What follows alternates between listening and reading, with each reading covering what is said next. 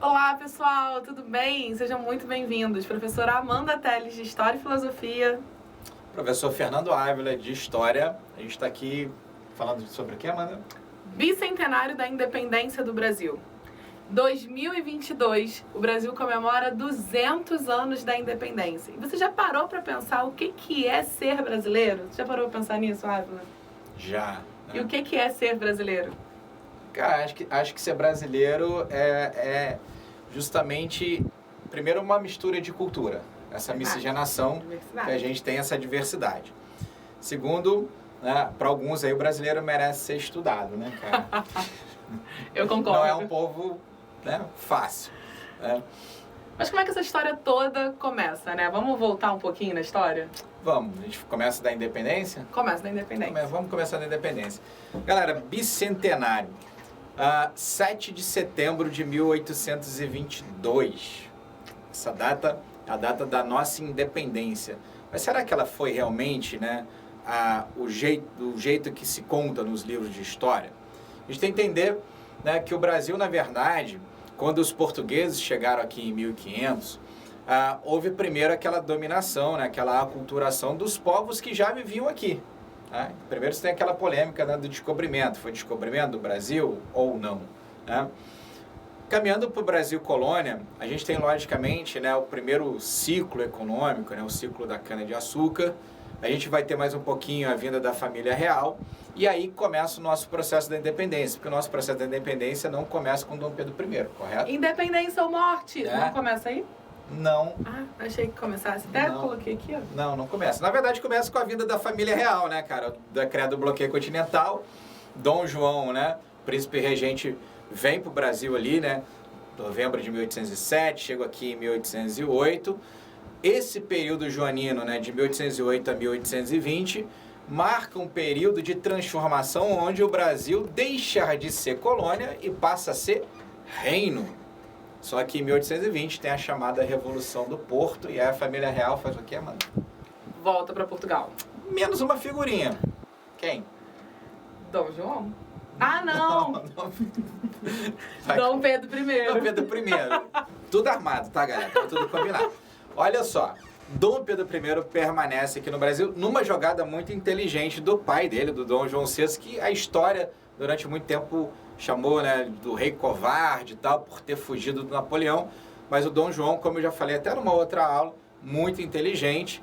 Na verdade, quando a família real volta para Portugal e Dom Pedro permanece no Brasil, uma das frases ali da despedida entre pai e filho é, cara, filho, né, pro Dom João para o Dom Pedro Brasil, mas cedo ou mais tarde vai ser independente. Se for independente, que seja nas mãos de um Bragança.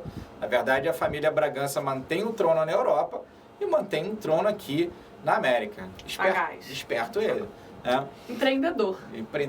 Né? Cara, mas olha só, esse nosso processo acontece 2 anos, né, depois ali da volta da família real para Portugal, e tem um motivo. O parlamento português queria que o Brasil voltasse a ser colônia, né? A gente chama isso de recolonização, palavrinha-chave, inclusive, nos gabaritos ali, né? A, B, C, D, o motivo da independência, tentativa dessa recolonização. Dom Pedro, logicamente, não aceita essa recolonização, não apoiado pela grande massa, mas sim por uma elite. Entender que o nosso processo foi guiado por uma elite. Que o povo não teve participação nisso. Exatamente. Cara, nesse processo de independência, 7 de setembro de 1822, esse quadro, aliás, aqui do Pedro Américo, que está aqui no fundo, tá vendo a galerona aqui? Parece ali, torcida do Flamengo, tá? Enfim. O que acontece? Esse quadro, na verdade, ele é o ato heróico, né, que simboliza, mas a gente sabe que o nosso processo de independência não foi desse jeito. E nem é marcado só por um dia, nem por um momento, né? Como o professor falou, é um processo. Exatamente. Quer contar o conto da desinteria do Dom Pedro? Não, você conta, deixa essa parte pra você. Na verdade, galera, o Dom Pedro seguia ali em São Paulo. Na verdade, ele não estava com essa galera toda, né? Os dragões, a independência ainda não existia. Estava só ali com 2 amigos. Até que chega um mensageiro trazendo a notícia, então, dessa ordem dele voltar para Portugal. Automático, na verdade, ele estava até com um pouquinho de dor de barriga ali, com uma desinteria, diz ali a história dos bastidores. Talvez aquilo ali tenha motivado ele, inclusive, ao nosso processo. Não, cara, já estava com raiva ali. Mas, enfim, a partir daquele momento, você tem o grito de independência próprio, né? Não se sabe realmente se ele deu ou não, mas marca ali a famosa, né? O grito que a Amanda deu agora, independência ou morte, entra para a história. Mas sabendo também que tem uma outra figura importante ali, a própria princesa Leopoldina, né? A esposa de Dom Pedro I, articulando o nosso processo. Diferente um pouquinho do que aconteceu nos Estados Unidos, na América, né, espanhola, aqui a nossa independência veio com uma articulação política. Tanto que o Brasil teve que pagar aquela famosa indenização para Portugal. De muitas libras. 2 milhões. 2 milhões de libras. Intermediado pela Inglaterra, que fica com a maior parte, porque Portugal tinha uma dívida enorme com a Inglaterra, né? Mas, enfim, caminhando um pouquinho para o nosso processo de independência, houve sim esse rompimento político, mas, cara, economicamente ainda éramos dependentes, né, principalmente dos ingleses, né? Entender também que, como num país novo, nós precisávamos, né, de uma Constituição, né? 1822, mas ela só veio em 1824, né? Outorgada, imposta por Dom Pedro I. Inclusive, o destaque aí para o UERJ seria o poder moderador. E... Poder moderador. Ah, é para eu falar do poder moderador? Fala aí do poder moderador. Ele faz os ganchos. Eu quebro ela, gente, vai.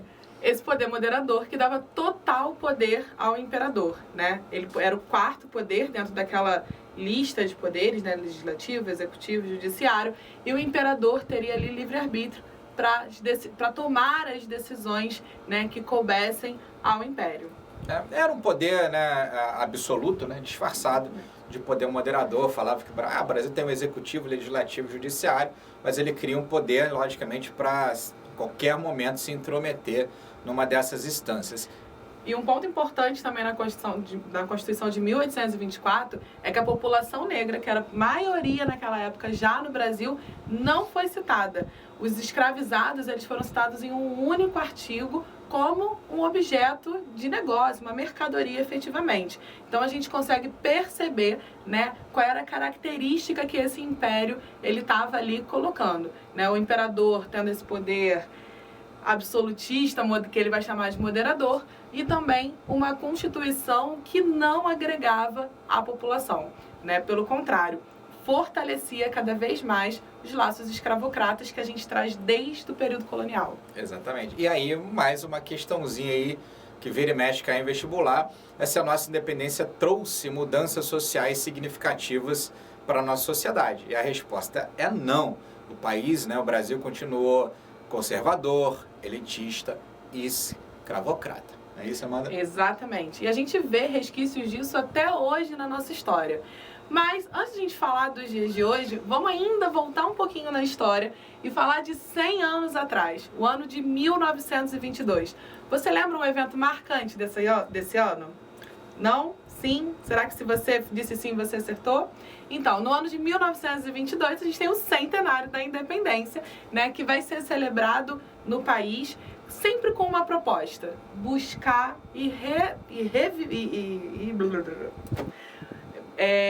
revisitar a identidade do brasileiro, né? De um lado, a gente vai ter o Estado, o governo, né, inaugurando o Museu Histórico Nacional, que fica no Rio de Janeiro, né? Tá aí de portas abertas até hoje, trazendo uma história tradicional, com os grandes heróis e patronos, né? E com fatos como do quadro que a gente acabou de ver, né, da independência do Brasil. Por outro lado, a gente tem um grupo de artistas na cidade de São Paulo que vai fazer uma Semana de Arte Moderna, né? A Semana de Arte Moderna, ó, ela vai acontecer lá na cidade de São Paulo, no Teatro Municipal de São Paulo, e vai apresentar novas artes e novos artistas brasileiros. O objetivo principal era discutir qual era a identidade do brasileiro e apresentar uma nova cultura que eles chamavam de uma cultura genuinamente brasileira. Artistas como Mário de Andrade, Oswald de Andrade, Di Cavalcante, Heitor Villa-Lobos e Anita Malfatti, né, apresentaram as suas obras de arte, resgatando e valorizando principalmente a cultura do sertanejo, a cultura do interior, as tradições que não estavam no eixo Rio e São Paulo, né? Amanda, mas e Tarsila do Amaral? Tarsila do Amaral não participou da Semana de Arte Moderna? Participou. Não participou. Não participou? Ela me Não. quebrou, tá vendo? Ela entrou depois, na verdade. Exatamente. Muita gente confunde. A Semana de Arte Moderna, ela dá início ao movimento chamado modernismo. E não o contrário, né? E a Tarsila, ela estava na Europa, quando a Semana de Arte Moderna aconteceu. Ela vai chegar aqui alguns meses depois, mas rapidamente vai se encantar com aquele movimento e vai fazer parte daquele movimento, né, dando origem aí ao chamado movimento antropofágico, que seria o momento mais radical do movimento modernista. Tarsila do Amaral e Oswald de Andrade, né, e o Abapuru, aquela famosa tela, né, da Tarsila. Eu ia imitar o Abapuru, mas não dá. Imita o Abapuru. Não dá. A gente esqueceu de trazer o Abapuru. Mas eu trouxe uma imagem aí pra vocês, né, que eu costumo brincar aqui, ó, do Terceirão pra Vida. Esses aqui são uns dos artistas que participaram aí da Semana de Arte Moderna. Ali a gente tem Mário de Andrade, Oswald de Andrade, Di Cavalcante, né? Tá faltando a Anitta Malfatti na foto, mas, né, vai ver que ela não tinha chegado ainda quando bateram a foto.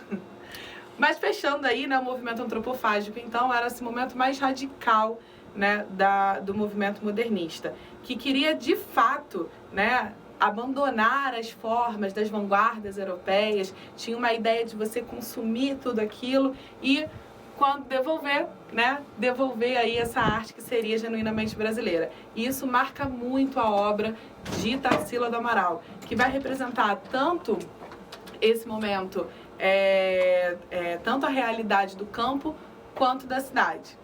E o tempo vai passar, o modernismo vai crescer, e aí a gente vai chegar ali nos anos 60 e 70, né?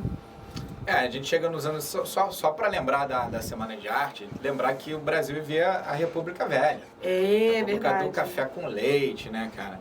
Ali dos coronéis, São Paulo, Minas Gerais revezando no poder. Automaticamente, a Semana de Arte Moderna de 22 também teve, né, essa questão ali, né, um pouquinho dessa contracultura, né? A Tarsila, ela não é uma precursora do movimento, mas como a Amanda falou, ela se encanta e mergulha de cabeça nesse movimento antropofágico. E falar em contracultura, como a Amanda falou, a gente chega ali nos anos 60, 70, no governo militar, né? E a gente tem um movimento de contracultura muito forte. Um deles é o tropicalismo. Essa eu acertei. Tropicalismo, né? Tropicalismo que vem, né, nesse movimento muito inspirado, né, um pouquinho pelo movimento, né, de contracultura norte-americana, mas se adaptando também, né, aos ritmos brasileiros, né? Tudo bem, né, introduziu guitarra elétrica, né, era até uma das críticas ali, né, mas nesse sentido a gente vai ter grandes nomes dessa época do tropicalismo, né? Quer citar alguns ali do tropicalismo? Caetano Veloso, Gilberto Gil, né? Entre outros. Muita caetanidade, como diria Caetano, é muito linda, muito linda. Muita baianidade. Foi um movimento muito lindo, né? Mas, galera, né, na verdade, os doces bárbaros, né, Caetano Veloso, Gilberto Gil, Maria Bethânia, que eu sou fã pra caramba da Maria Bethânia, e Gal Costa, né, cara? Movimento, né, da Tropicália que inspira uma galera até hoje. Exatamente. Né, que inspira uma galera até hoje. Né? E dentro desse conceito, a gente pode falar que foi um movimento que dá a gente fala da brasilidade, né? Que vai ser uma brasilidade, né? Principalmente, né, nos artistas baianos, né?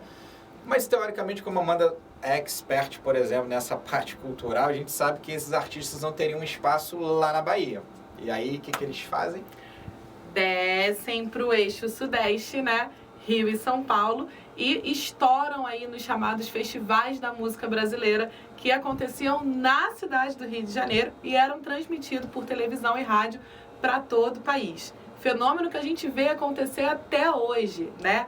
Quantos ritmos que chegaram pra gente nos últimos anos, nas últimas décadas, né? O forró, o calypso, agora o próprio sertanejo, né? Ganhando espaço aí no cenário musical nacional, mas principalmente porque eles chegam no eixo Rio-São Paulo, nesse eixo sudeste, que domina esse cenário político, econômico e também cultural no nosso país. Exatamente.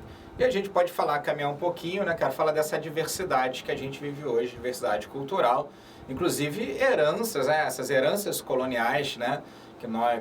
lá atrás não tinha oportunidade, ou uma arte que ela era chamada de uma arte marginal, uma arte reclusa, né? Hoje a gente muda um pouco esse panorama cultural, a gente tem uma diversidade, né, muito maior, né, na nossa mídia, né? Exatamente. Aí a gente chega no bicentenário da independência com a mesma reflexão, né, há 200 anos do que é ser brasileiro, mas hoje a gente consegue ter uma amplitude de conhecimento e reconhecer aí as nossas raízes nativas, indígenas e africanas, né? Entender a força da cultura afro-brasileira, que está presente na nossa música, na nossa comida, na nossa religiosidade, nas nossas festas tradicionais. Aliás, o Brasil é conhecido pelo país do carnaval. Qual é o principal ritmo do carnaval? Aqui no Rio de Janeiro é o samba, né? Mas maracatu no Recife, o que eles chamam de pagode, que a gente conhece como axé na Bahia, que são os 3 grandes carnavais do país, mas todos têm essa herança, né, dessa cultura afro-brasileira. E aí, vocês gostam de sambinha? Curte um samba de roda? Galera, essa é a reflexão para nossa aula de bicentenário do país. Tema importante para essa provinha da UERJ que está chegando. Acho que eu vou ter que segurar minha máscara assim, ó. Galera, dica quente, tá? Bicentenário, a gente tem umas datas sempre comemorativas que caem no dia. Eu já tô de imperador, tá? Já tô de doutor primeiro. Uma dica quente, então, por conta desse bicentenário, pode ser que caia alguma questão falando da nossa independência. E da nossa identidade cultural, que é uma característica da prova da UERJ. Valeu? Até a próxima, galera. Vamos terminar com samba? Vamos, eu acho. Eu gosto de sambinha, só Cara, mas eu sou sambinha assim, né, cara?